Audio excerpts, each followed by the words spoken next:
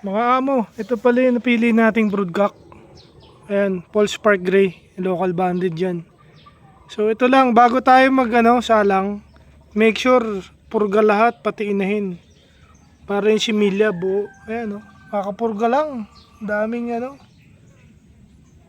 tapeworm. So malaking bagay yan. Para yung fertility ng breeding natin mataas mga amo. Ayan. Kakasubo lang, grabe yung bulate.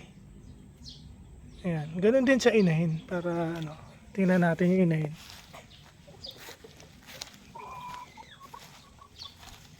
Ito, bagong purga lang din to eh. Ayan. So nagpa-priming tayo at least yung para kang naghahanda ng manok pag nagpa-priming. Para yung similya ng natin buo rin. Ayan, sariwa yan mga boss, mga amo. Sariwa yung ginamit nating PSG Gray.